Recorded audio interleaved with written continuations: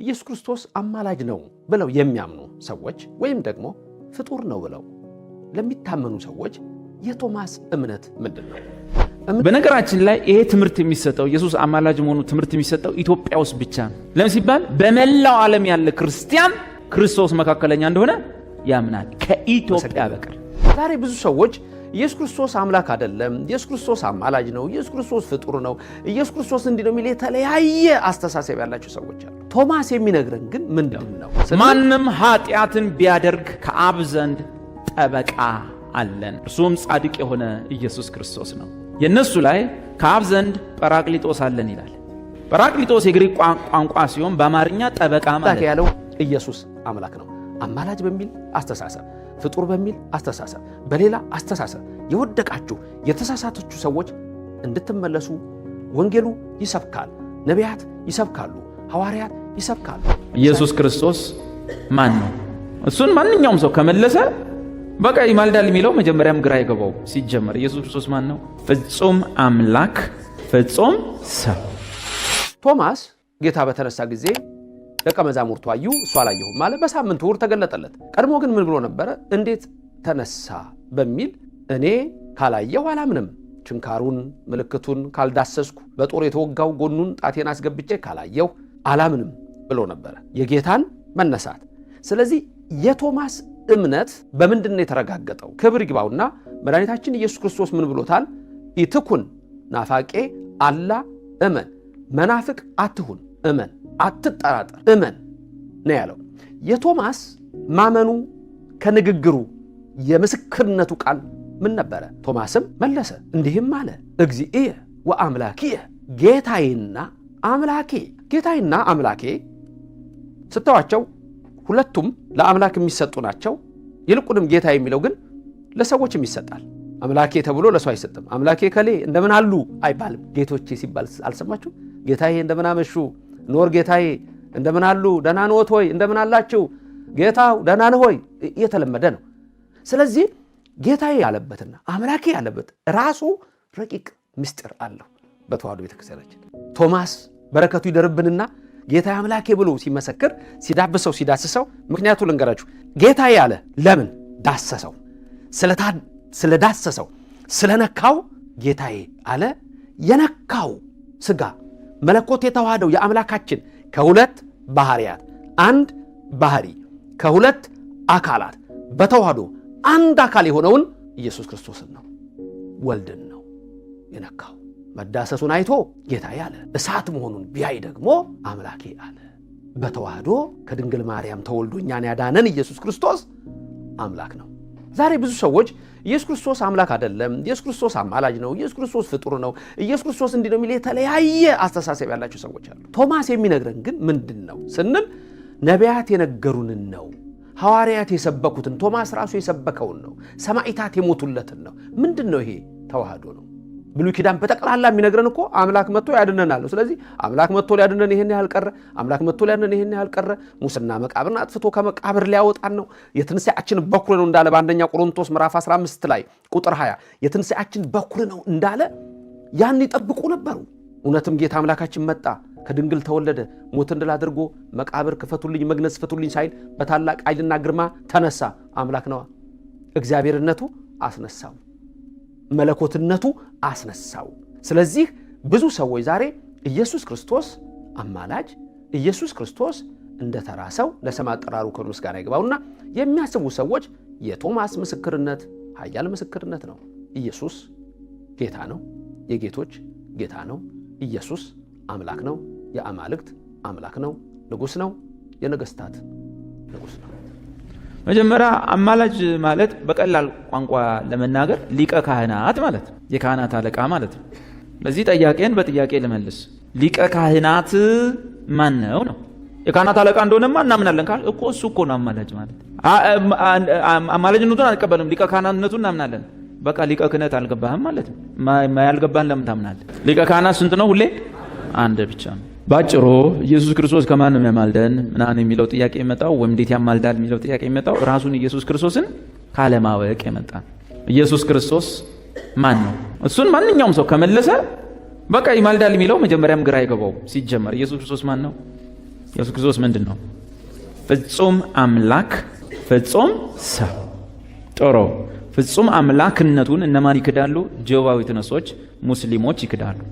ፍጹም ሰውነቱን ደግሞ ድሮ በ5ኛው ክፍለ ዘመን መጀመሪያ በ4ኛው ክፍለ ዘመን ማብቂያ ላይ አውጣኬ የሚባል መነኩሴ የኢየሱስን ሰውነት ካደ።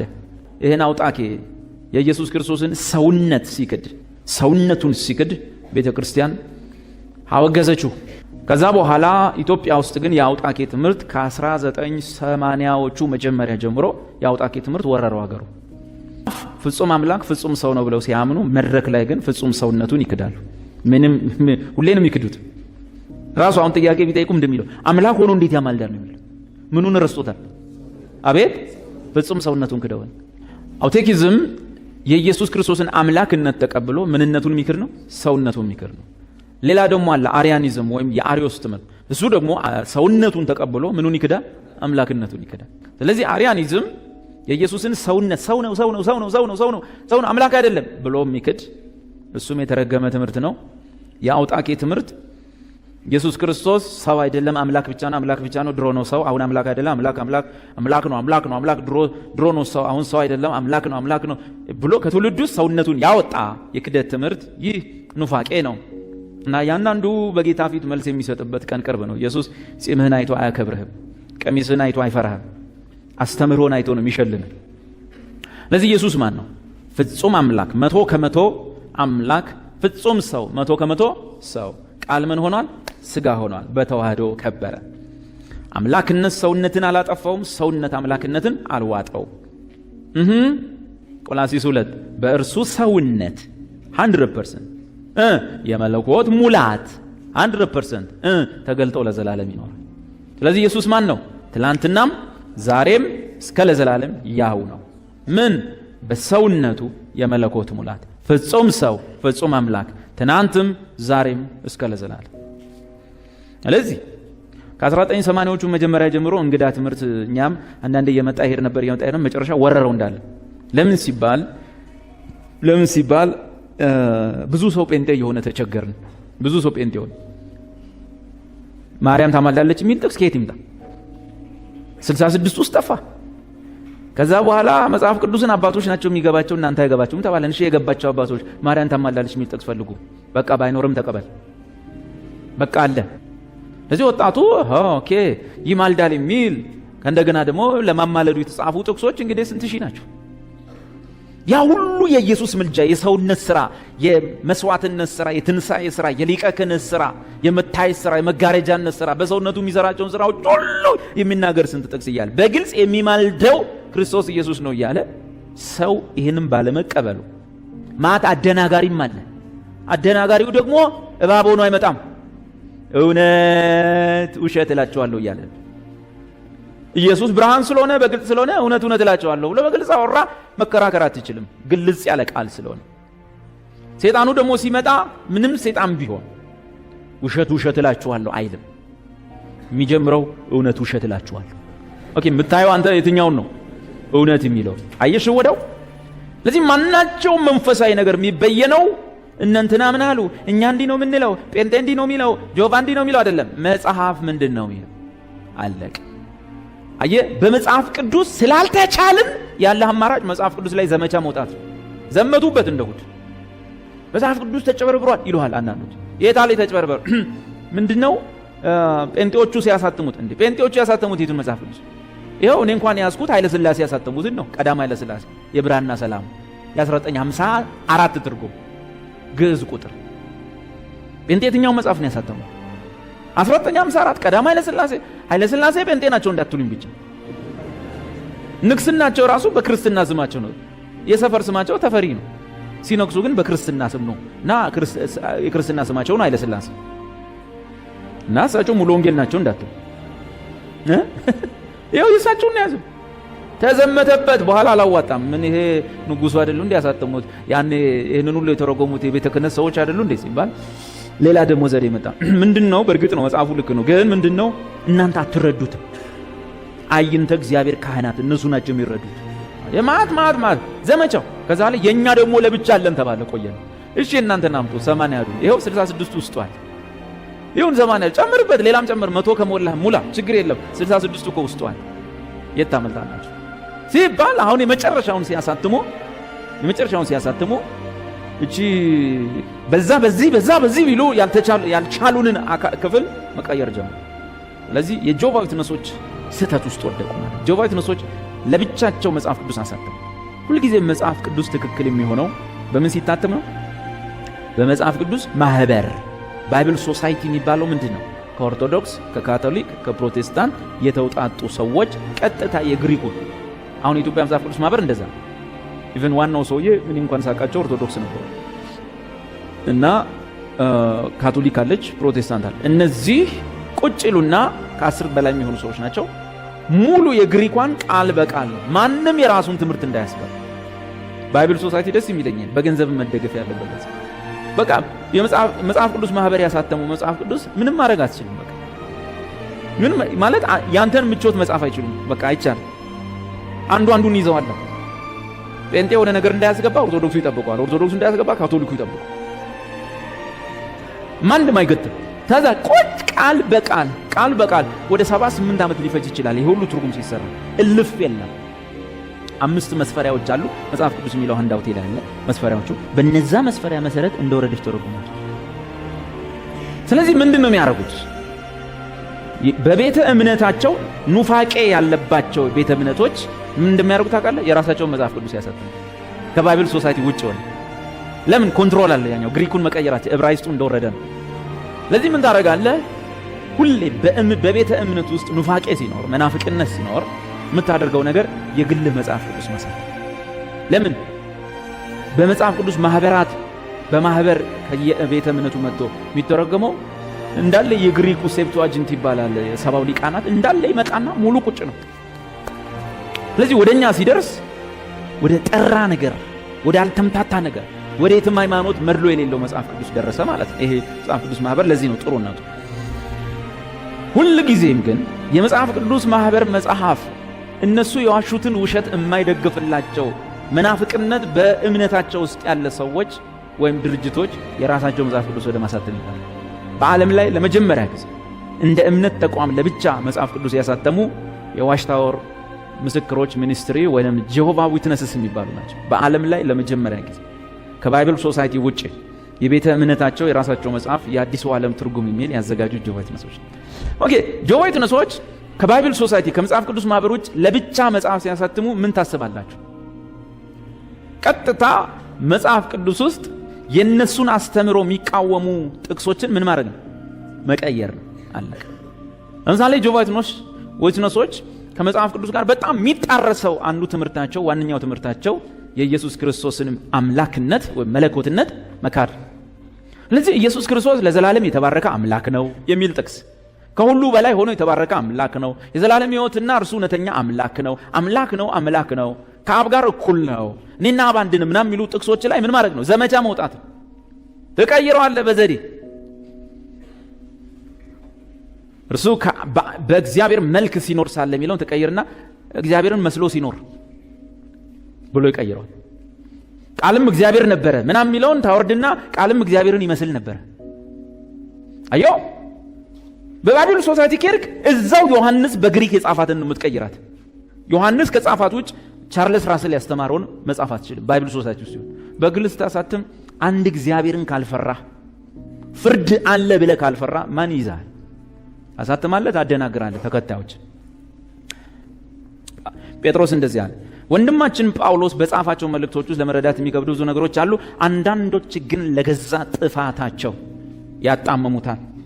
ለገዛ ጥፋታቸው ያጣመሙታል። በገዛ እጃቸው የሚፈርዱት በራሳቸው። ለዚህ ያጣመሙታል እንዳለ የማጣመም ስራ ይሰራል። በኢትዮጵያ ታሪክ ውስጥ እንደዚህ ሆነዋል። ጥሩ ነው። ይህንን መስጠት እንችላለን ለጠያቄ ጥቅስ ለጠየቀኝ ወንድም። በነገራችን ላይ 80 መጽሐፍ ውስጥም ይሄ አልተቀየርም፣ ኦልሞስት ተቀምጧል። ጥሩ ነው። አንድ እግዚአብሔር አለና አንደኛ ጢሞቴዎስ ምዕራፍ 2 ቁጥር 5 አንድ እግዚአብሔር አለና በእግዚአብሔር ሰው መካከል ያለ መካከለኛው ደግሞ ስንት አለ? 44 አሉ። አንድ አለች። አይገርም? መጽሐፍ ቅዱስ እንዴት እንደሚቆልፍ ቁልፍልፍ ነው የሚያደርግ። የፍርድ ቀን ሰበብ የለም። እኔ እኮ አንድ አለ ካለ በኋላ እንዳትል እርሱም ሚላለ ሰው የሆነ ምን የሆነ እና ሰውነቱን ከካድክ አበቃለ። እሺ አንደኛ ጢሞቴዎስ 2:5 በሰውና በእግዚአብሔር መካከል ያለው መካከለኛ ስንት አለ? አንድ አለ፣ እርሱም ሰው የሆነ ክርስቶስ ኢየሱስ። እርሱ ግን ለዘላለም የሚኖር ስለሆነ ክርስቶስ ማለት ለዘላለም የሚኖር ስለሆነ። ለምን አባ ከሌ ለዘላለም አይኖሩ፣ መምሬ ከሌ ለዘላለም አይኖሩ፣ ንስሐ አባቶች ሁሉ ለዘላለም አይኖሩ እና እርሱ ግን በሰውነት ማለት ነው ለዘላለም የሚኖር ስለሆነ የማይለወጥ ክህነት አለው።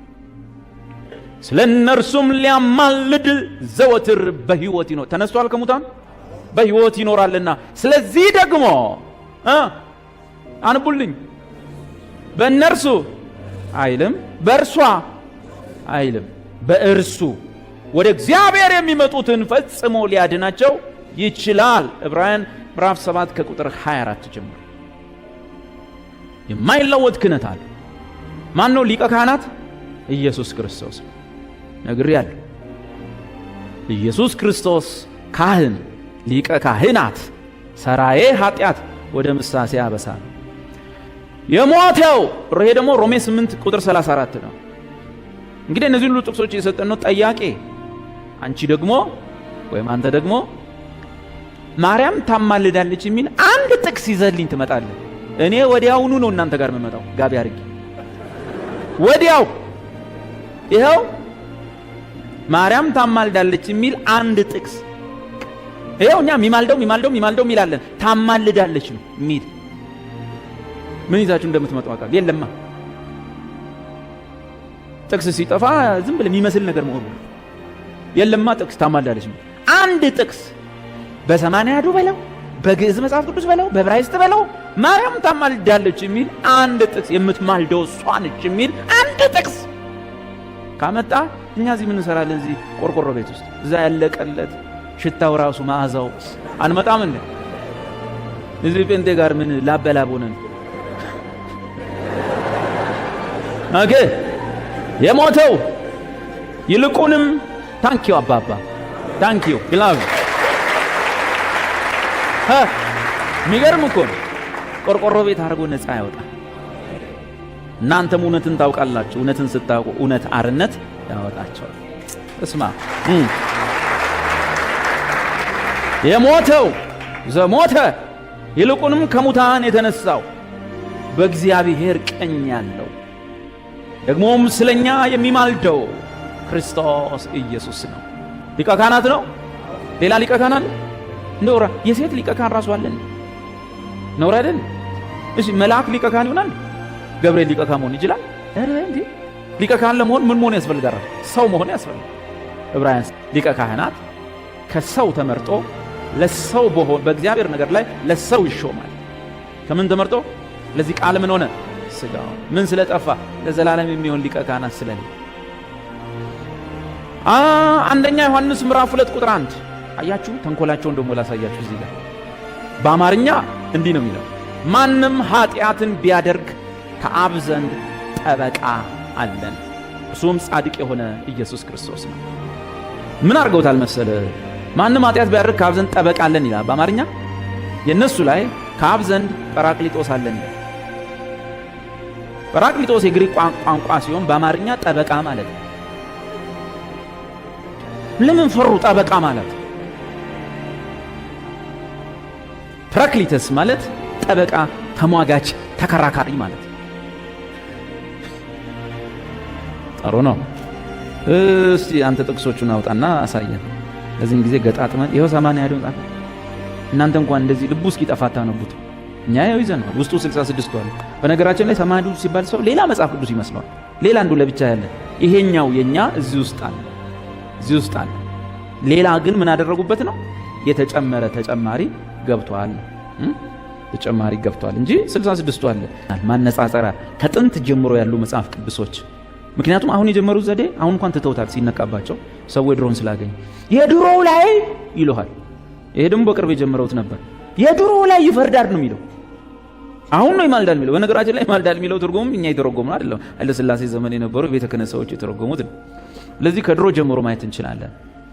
መጀመሪያው የኢትዮጵያ የአማርኛ ዘመን የ1874 አቡሩሚ የተረጎመው በ1874 ሮሜ ነው። ይሄ ሮሜ በእግዚአብሔር ምርጦችስ ላይ ማን ነው ነገር የሚሰራ? ሮሜ 8:34 ማን ነው የሚከሳቸው? እግዚአብሔር የመረጣቸውን ማንስ ይፈርድባቸዋል? ክርስቶስ ኢየሱስ ነውን? አይደለም፣ እርሱማ ከሙታን የተነሳው ስለኛ የሚማልደው ነው የሚለው አይደል? የኛ የድሮ ደግሞ ምን ይላል? በእግዚአብሔር ምርጦችስ ላይ ማን ነው ነገር የሚሰራ? እግዚአብሔር ነው የሚያጸድቅ። ማን ነው የሚኮንን? ክርስቶስ ኢየሱስ የሞተ የተነሳው ከሙታን እንኳ የተነሳ በእግዚአብሔር ቀኝ የተቀመጠ እርሱም ያስምረናል። ይፈርዳል አይልም።